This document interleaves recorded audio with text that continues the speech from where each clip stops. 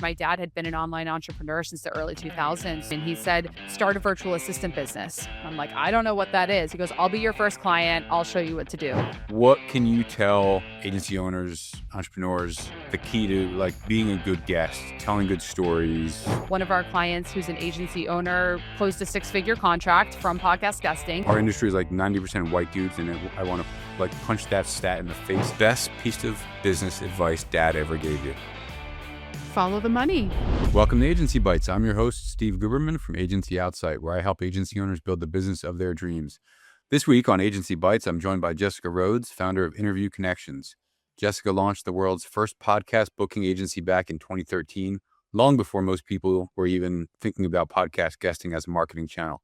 Since then, her team has booked more than 50,000 podcast interviews for over 1,000 coaches and other business owners, helping them grow their businesses through authentic human-to-human conversations. Jess, it's great to have you on the show. Thanks for joining me. Yeah, thanks, Steve. I'm happy to be here. So way before people were thinking about it, you were kind of this visionary entrepreneur mastermind. You had this amazing visionary, or you're right place, right time. Take us back like 13 years ago. What prompted you to launch this before anybody was doing it? I'm going to be humble about it. It was a right place, right time, Steve. I did not consider myself any type of genius visionary. In hindsight, of course, I'm like, wow, good, right place, right time, took the right action. I started a business because I wanted to be a stay-at-home mom. That's really what it came down to. I was a new mom, I was running a door-to-door field canvas for a nonprofit. So going door to door was not really the type of job that I wanted to have anymore as a mom. And when I asked my parents for advice, my dad had been an online entrepreneur since the early 2000s. So he's a business coach and had a newsletter marketing company for a long time. And he said, start a virtual assistant business. I'm like, I don't know what that is. He goes, I'll be your first client. I'll show you what to do. So I started my business and started basically working for my dad's business as a virtual assistant. And one of the things that he asked me to do for him was to book him on podcasts. And since I had for 6 years gone door to door, I'm like, okay, well, I know how to ask people for something. And, so I just applied my door to door skill set to reaching out to podcast hosts and pitching my dad as a great guest for their show. And as I was doing that, hosts were like, whoa, no one's ever pitched a guest to me before. What is this? And that's kind of what started going, okay, if I want to become an entrepreneur and grow a business and not just be billing as an hourly VA, maybe I could make a business around this. And my dad helped me come up with the idea and like create the packages and the pricing and all of that. So that's how everything got started back in 2013. Thanks, Dad. Now, does he hit you up for like a commission check every year at Thanksgiving, or? He's retired now, and I'll still hit him up for some free coaching. He did make me pay for business coaching in the early days. He was big on like, you still got to earn it. You have to invest. He taught me the value of that. But of course now it's just like, Dad, we got to talk about something. Love it. Absolutely. I love that mindset. You got to have skin in the game. I'm not no free lunch. For sure. Sounds like a guy after my own heart. So you took it from VA to just podcast guesting and strategy, working with coaches, entrepreneurs, agency owners. Who else? So my first clients at the time were podcast hosts, which is kind of different now. The demand and the market kind of shifted a little bit. But when I first started the business, everyone was starting podcasts and they needed guests because people weren't booking interviews as a guest. They weren't reaching out. So my clients who paid me were podcast hosts. And then I went out and found people to be on their show. Over time, podcast guesting became really popular. Kind of the scales tipped in the other direction. Podcast hosts are like, I've got so many people that want to be on my show. I don't have to pay a booker to do that. But people needed help finding places to be interviewed. So just like most business owners in the early days, I worked with anyone that wanted to pay me. And I figured it out. So it was all types of different people.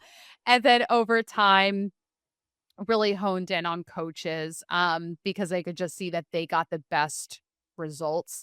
And we've got, obviously we just like you find your niche and that's who you market to. You end up working with other people, but coaches have been kind of that type of client that just does really well with this strategy.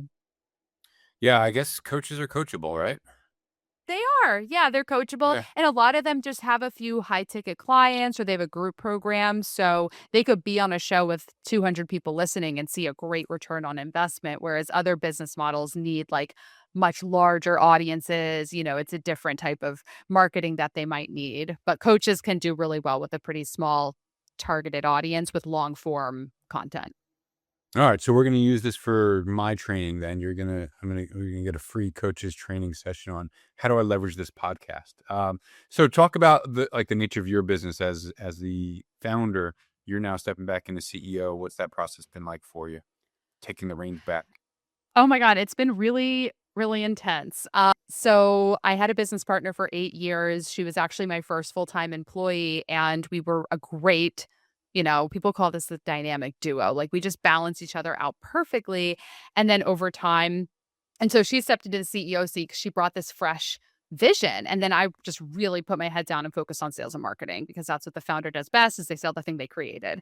And just over the last, at the end of 2025, she had already had another business that she had her hands in, and that is really her passion. So she went off and did that, and then I stepped back into the CEO seat, and it's been really intense because I had somebody else leading the business that I started for a long time.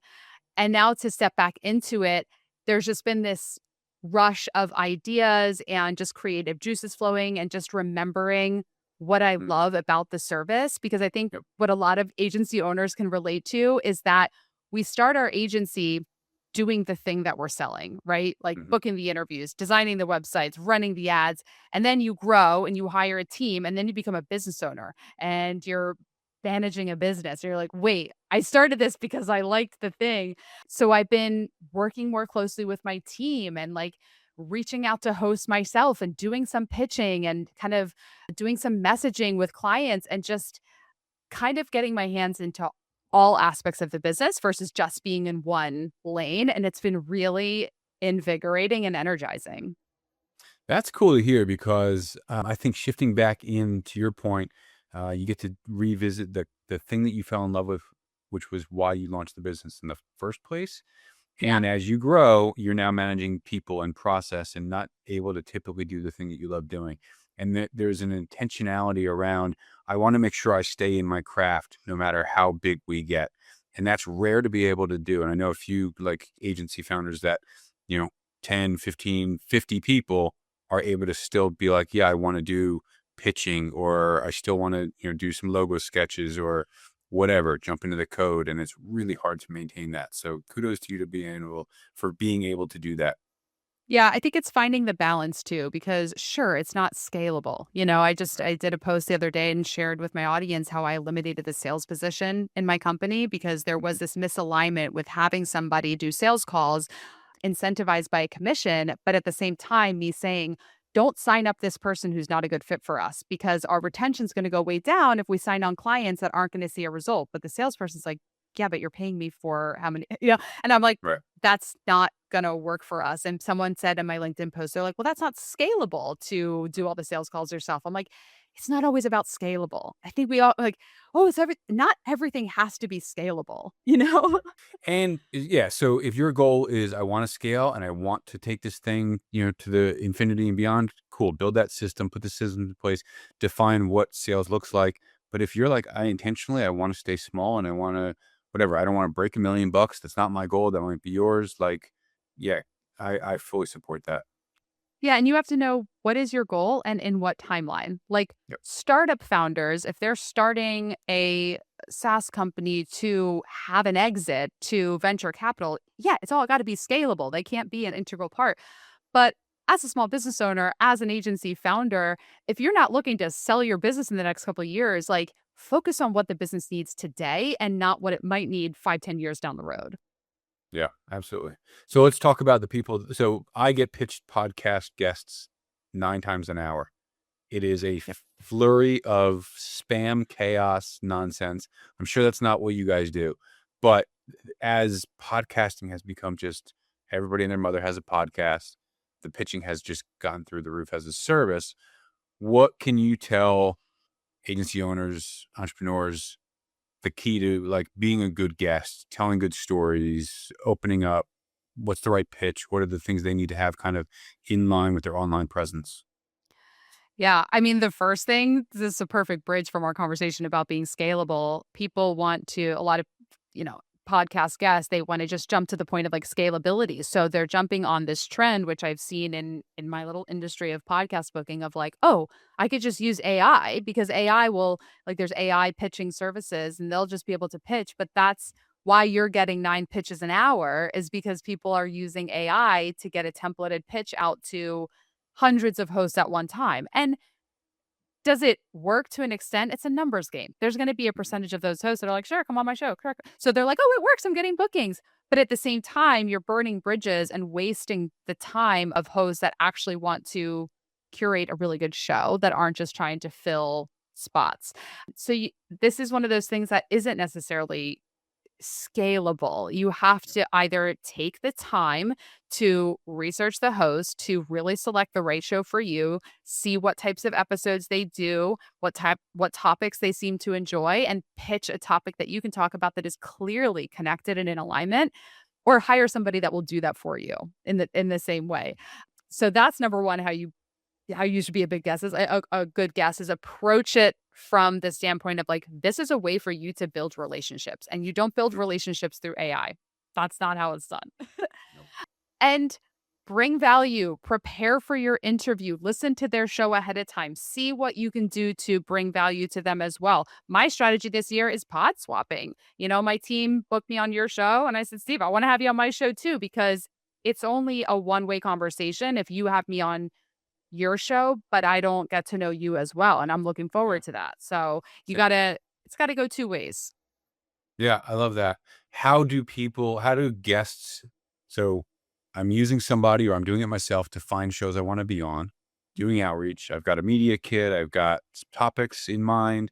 The topics are specific to the audience that the host is pitching to. In our case, it's agency founders. How do guests use that for getting new business? Like, what's the point of doing it? And how do they leverage that?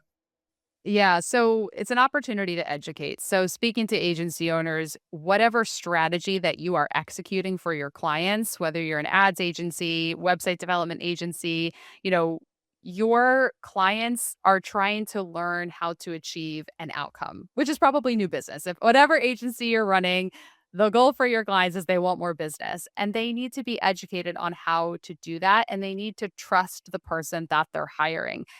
Agencies are a dime a dozen. There's a lot of us out there, and when people shop around on websites, it becomes a price comparison. Who's got the nicest website?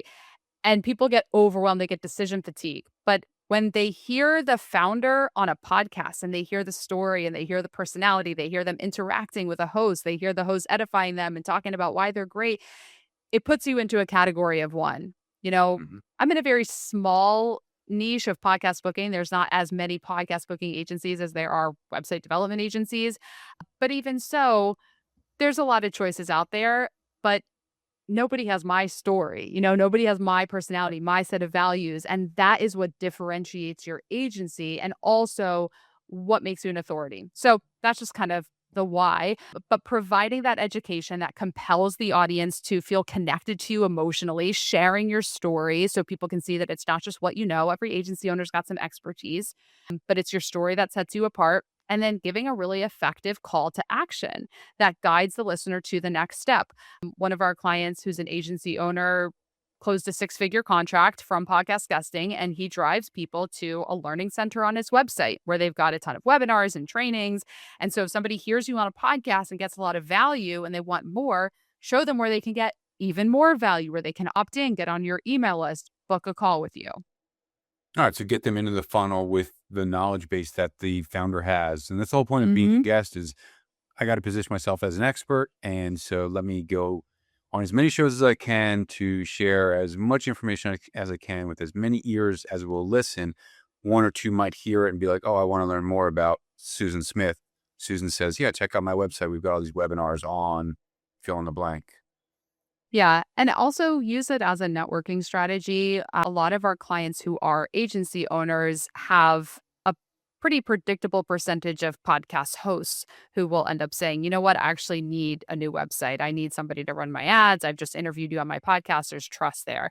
Mhm. And it's I share that because that is a way to get clients from podcast guesting, but you have to be careful because in no way should you go into podcast interviews being like I'm not sitting here going like, how do I get Steve to be my client? That's like not even Man, I didn't even see this one coming. Sandbagged me.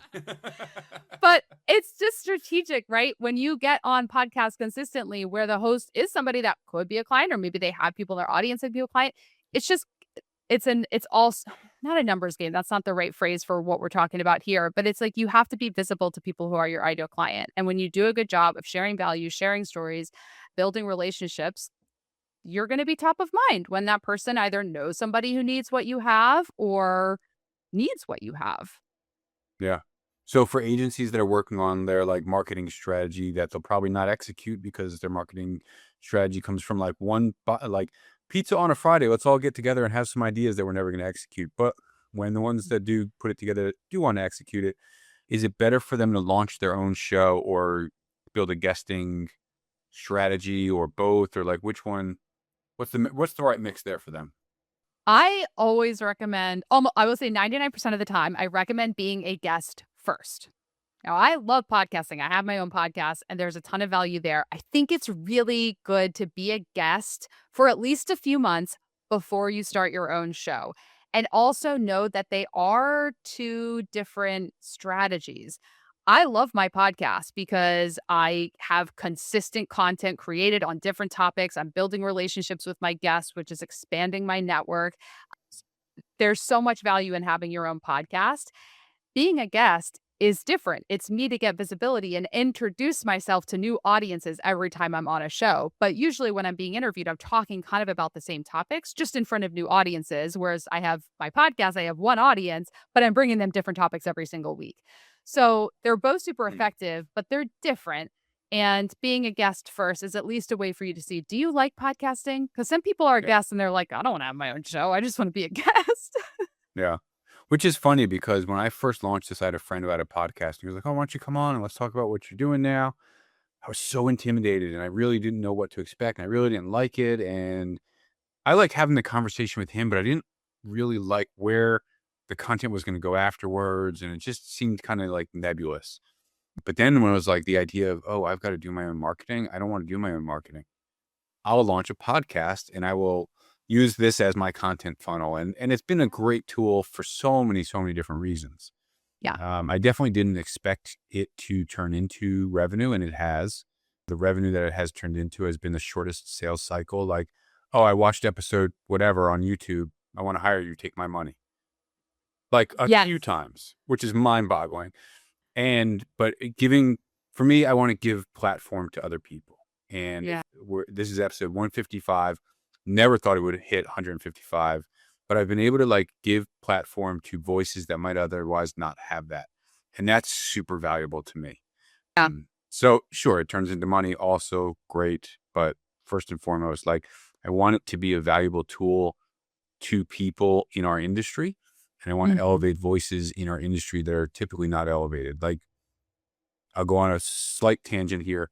Our industry is like 90% white dudes, and I want to like punch that stat in the face. I absolutely hate it. As an older white dude, I hate it.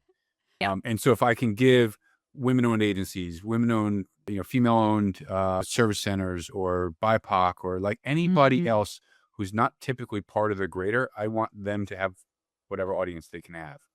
So Love I that. turned down a lot of like just old white dudes who want to talk about their agencies. And I'm okay with that. Like whatever. Yeah. I'm very, very much okay with that. But anyway, wrong tangent. I love that. No, I totally agree with everything you're saying. And, you have to be interested. And if you want to have a podcast and you want it to actually bring you business and pay off, you've got to want to do it long term. Like you're 155 episodes in. I've been doing my podcast since 2014. Like it takes time for it to pay off, but you have to Mhm. consistently be curious and interested in interviewing people or creating new content. Because I've had the same thing where people are like, they come to a sales call, they're like, "Oh my god, no, I know you. I listen to all your podcasts. Like I'm here. Take my money." Yeah. And it's so exciting when that happens.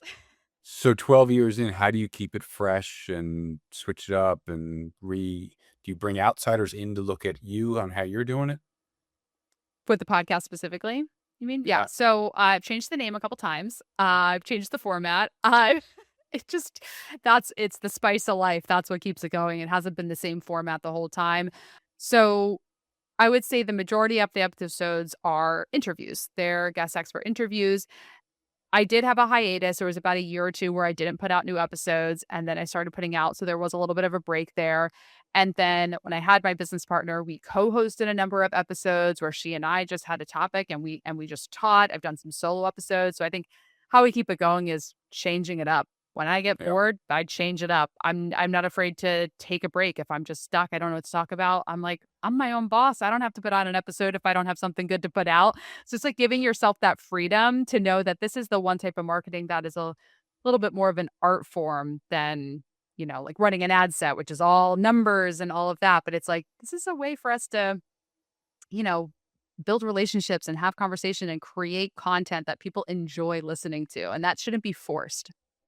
Yeah, I like that. Switching up, you're the boss. You get to kind of call the shots. And I've toyed with the idea of doing some solo. I've got like 3,000 like itemized topics that I pull from my one-on-one coaching. Like I'll be on a call and they're digging in this one issue, and I'll open up a Google Doc and just dump it in there and kind of brain vomit for a minute. I'm like, oh, that would be a really cool, like whatever, 12-minute episode that I can just riff and give some Yeah. info out.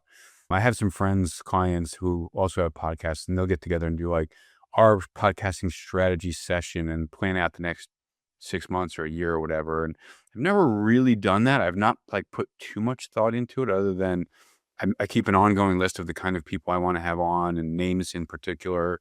I believe in manifesting that and like being able to like get some names on like people that I'm just blown away. I would spend time with me on a podcast. So Yeah. that alone is pretty exciting for me. Yeah, I don't know how you kind of like batch your episodes. I know some podcast hosts are like super booked up, so they'll record today and they'll go live in 3 months. I don't batch that far in advance because like for me, once I make a episode and I like it, I want it to get out there in a Yeah. in a in a sooner amount of time so people can hear it. So I don't do personally the whole like year long planning. I mean, I'm sure there's something to be said for that. They're probably doing very well. But I like my marketing and my content to be very responsive to the energy of now. I don't know what your thoughts on that, but I feel like I'm a little bit different than some other podcasters who do like long-term planning. When I switched to weekly, I needed to have a bank in like a bank of episodes like in the can, as they say, because the Yeah. pressure of it was really high. So like this episode, we're recording it a month in advance from when it's scheduled to come out. And that's if I Yeah. can push my next episode probably gonna get pushed a week. So we're 5 weeks out from this is coming out. So not too bad, but I've That's got reasonable.